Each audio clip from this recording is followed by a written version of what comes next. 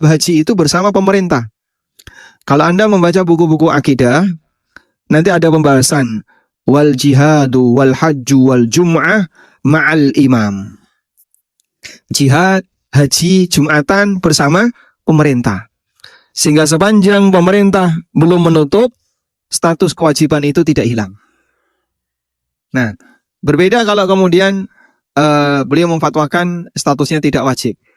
Nah, pertimbangan beliau memfatwakan statusnya tidak wajib, itu pertimbangannya karena akadnya batil. Maka ada rame-rame di medsos terkait perbedaan pendapat di antara Ustadz dalam memahami pernyataan Ustadz Dr. Erwandi. Pernyataan Dr. Ustadz Erwandi melahirkan perbedaan. Dan kalau kita pahami, beliau tidak hanya memfatwakan tidak wajib, tapi beliau memfatwakan lebih dari itu, batil. Makanya beliau minta tarik saja dananya. Saat ada yang tanya kan, saya sudah daftar sekian tahun, tarik dananya. Fatwa tidak wajib dengan fatwa menarik dana itu beda. Tidak wajib itu tidak sama dengan harus menarik dana. Misalnya, anggaplah tidak wajib turun jadi sunnah misalnya. Apakah perlu narik dana? Kalau tidak wajib turun jadi sunnah misalnya. Apakah perlu narik dana? Tidak. Tapi beliau menyuruh narik dana bukan karena tidak wajib. Lebih dari itu, batil itu.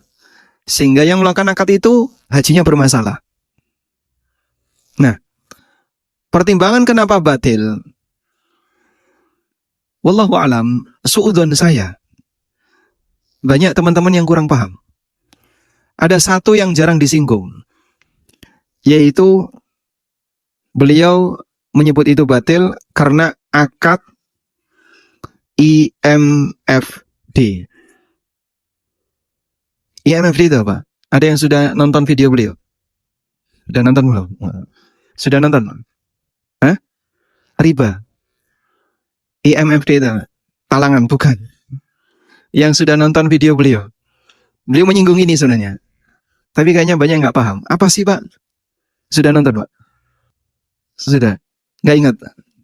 Nah, yang utama yang bikin kenapa akad haji di Indonesia disebut batil karena IMFD ini. Apa tahu Pak IMFD itu? IMF itu apa? International Monetary Fund. IMFD, Ijarah Mausuf fi Dhimma. Ijarah Mausuf fi Dhimma. Nah, akad haji di Indonesia itu akadnya ini, Ijarah Mausuf fi Dhimma. Baik yang reguler maupun yang plus, termasuk juga yang furoda. Tapi dari tiga ini, yang paling jelas furoda. Karena furoda itu hotelnya sudah pasti. Hotelnya furoda itu paling pasti. Hotel, pesawat itu pasti. Sedangkan reguler, hotelnya tidak pasti. Maskapainya juga nggak tahu. Cuman ada dua pilihan. Kalau nggak Saudi ya Garuda. Tapi hotelnya tidak pasti. Nanti mau hotel dekat. Anda misalnya daftar hari ini. Untuk 30 tahun ke depan hotelnya mana? Ya wallahu alam. Tapi kalau pendaftaran furoda, di flyer, di poster sudah menyebutkan hotelnya di sini. Jadi kalau dilihat dari sisi kejelasan fasilitas, furoda lebih jelas daripada yang reguler dan plus. Plus daftarnya sekarang, hotelnya kapan? 7 tahun ke depan antrian. Sekarang bisa sampai 10 tahun. Dan nggak ada kejelasan. Cuman DP saja $4.500. Baik. Nah, artinya semuanya di posisi IMFD. Bedanya antara furoda, reguler, dan plus. Kalau reguler dan plus, visanya dijamin pemerintah. Kalau furoda, nah, sisi ketidakjelasan furoda di visa. Sisi ketidakjelasan reguler dan plus di fasilitas. Mafhum insyaallah. Jadi kalau bicara goror, semuanya goror. Semuanya goror. Namun kan bukan gorornya sebenarnya. Masalah akad batilnya di sini. Ijarah mausuf fi dhimma. Jadi ijarah mausuf fi dhimma itu kayak gini, Pak. Jual beli objek jasa. Jual beli objek jasa. Nah, transaksi objek jasa ini kan transaksi ijarah ya. Itu ada dua. Yang pertama, unit jasa sudah dimiliki. Seperti ini namanya ijarah al-ain. Namanya ijaratul ain. Sudah? Contohnya, saya punya 10 unit mobil dengan aneka merek. Mulai Avanza, kemudian Xenia saya ada, terus apa lagi? Innova saya punya, Brio juga saya punya. Anggaplah misalnya 4 merek ini ya. Dengan jumlahnya 10. 4 merek dengan jumlah 10. Sudah? Anda nyewa untuk bulan depan. Anda nyewa untuk bulan depan. Baik. Lalu Anda nyebut, saya pingin Brio untuk bulan depan. Siap. Berarti saya sudah punya unit belum? Sudah. Maka yang saya sewakan adalah unit Brio, tapi dipakai tahun depan atau dipakai bulan depan. Namanya ijarah al-ain. Paham? Dan ini mau bayar tunai di depan, mau DP dulu sekian persen, bebas. Karena unit jasa sudah saya punya. Paham ya? Baik. Travel, booking tiket pesawat. Untuk 200 seat. Sudah? Udah booking. Lalu booking hotel. Untuk 100 kamar. Sudah? Booking LA. LA itu perjalanan kelengkapan yang ada di sana ya. Mulai dari makanan, transportasi, dan seterusnya. Booking untuk 100 pack. Baik. Lalu dia jual. Nah, seperti ini namanya ijaratul ain. Itu pakai DP dulu boleh, tunai boleh. Paham ya? Nah, yang kedua, unit jasa belum dimiliki. Unit jasa belum dimiliki. Nah, ketika unit jasa belum dimiliki, maka dia tidak bisa pastikan. Saya tidak punya mobil, tapi saya punya channel orang-orang yang punya mobil. Rental A, rental B, rental C. Sudah? Lalu saya menyewakan unit. Padahal saya belum punya unit. Saya nggak punya unit. Saya juga belum nyewa unit mereka. Nah, ketika saya menyewakan, saya cuma menyebutkan kriteria. Kami menyediakan sarana transportasi untuk mobil, untuk kendaraan roda 4 dengan kriteria seperti ini. Nah, kriteria itu namanya mausuf. Kriteria itu namanya apa? Mausuf. Saya sampaikan berdasarkan kriteria. Sehingga unit jasa yang belum dimiliki ini dijual berdasarkan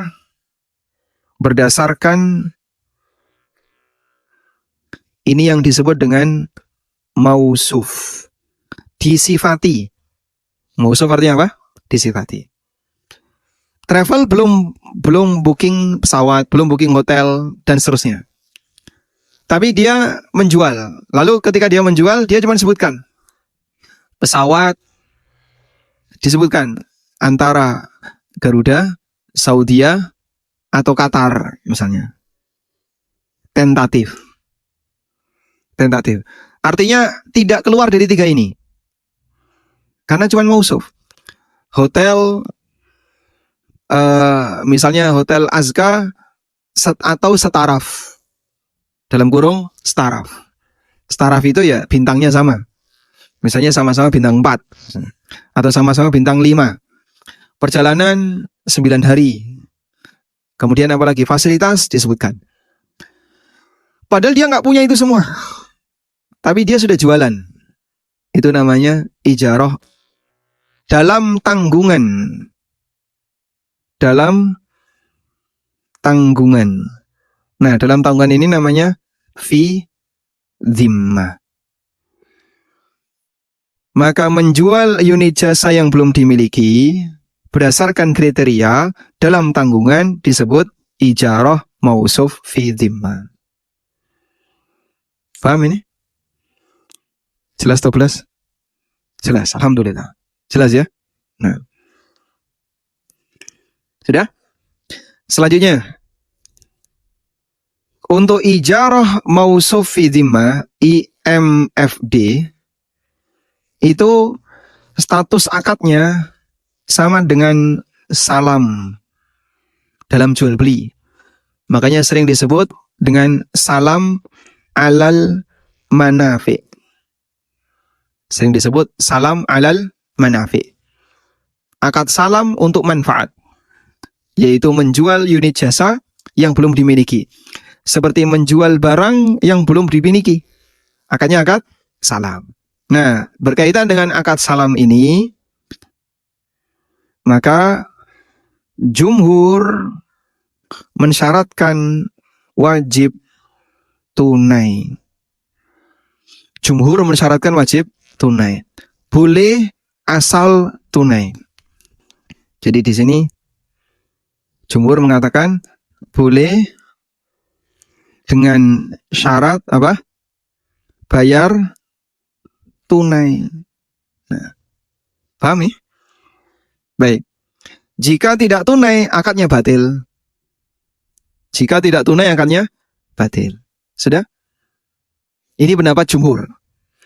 Bahwa ijarah mausuf fi dhimmah, pembayarannya wajib tunai. Baik. Haji reguler saya daftar sekarang. Itu kan sama dengan ijarah mausuf fi dhimmah ya. Karena pemerintah cuma menjamin ada pesawat, sudah. Seperti apa? Wallahu a'lam. Cuman ada di sana gitu. Ya. Walaupun kriterianya cuma sedikit saja. Pokoknya dapat hotel, dapat pesawat, dapat makan. Pulang nggak mati pokoknya. Ya. Baik. Lalu dalam posisi itu mungkin nggak jamaah bayar tunai. Saya ulang. Dalam haji reguler begitu daftar bayar tunai mungkin nggak? Nggak mungkin. Cuman bayar 25 juta. Daftar sekarang ya. Akadnya kan sekarang saat daftar itu. Itu bayar 25 juta. Tidak mungkin bayar tunai. Yang plus Pak, sama saja. Nunggu 10 tahun. Anda bayar $4.500. Sudah, DP. Nggak mungkin Anda bayar tunai langsung 25.000. Nggak mungkin. Nah, praktek itu namanya ijarah mausuf fi dhimmah, tapi tidak tunai. Sehingga beliau, hafizahullah, menyebut akadnya batil. Di sini jika tidak tunai maka akad batil. Baik. Oleh karena itulah beliau minta yang sudah daftar tarik, baik yang reguler maupun yang plus. Sudah sekian tahun Pak Ustadz, tarik karena akadnya batil. Sehingga akad batil harus dibatalkan dan tidak boleh dilakukan. Nah, lah terus apa saya nggak kena kewajiban haji? Tidak wajib untuk Indonesia. Sehingga fatwa tidak wajib itu setelah kau batalkan akad batilmu, selanjutnya kau tidak wajib untuk daftar. Baik. Namun ya, fatwa Majma' Fikih Islami di bawah OKI. Fatwa Majma' Fikih Islami di bawah OKI bahwa IMFD boleh tidak tunai.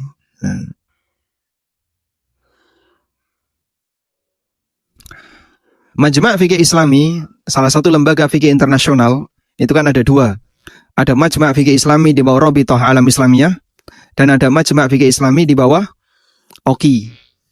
Nah, Majma' Fikih Islami di bawah OKI dalam muktamar yang diselenggarakan di Riyadh pernah membahas tentang ijarah mausuf fi dhimmah untuk membicarakan tentang masalah sukuk, dan mereka menerbitkan satu keputusan bahwa ijarah mausuf fi dhimmah boleh tidak tunai. Terus gimana Pak kalau boleh tidak tunai? Ya berarti ada khilaf dalam masalah ini. Konsekuensinya akad haji reguler maupun plus yang tidak tunai statusnya bukan akad batil. Statusnya bukan akad batil. Sehingga tidak perlu ditarik. Boleh dipertahankan. Jika kita mau mengambil fatwa dari Majma' Fikih Islam. Wallahu a'lam. Sehingga dalam hal ini kita bahas dari sisi latar belakang ilmiahnya, bahwa saling menghormati antara satu dengan yang lain. Sehingga mohon untuk netizen jangan komentar dulu ya. Komentar orang yang nggak paham, bikin kisruh aja ya.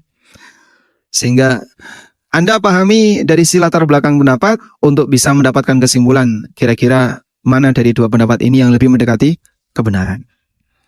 Wallahu a'lam.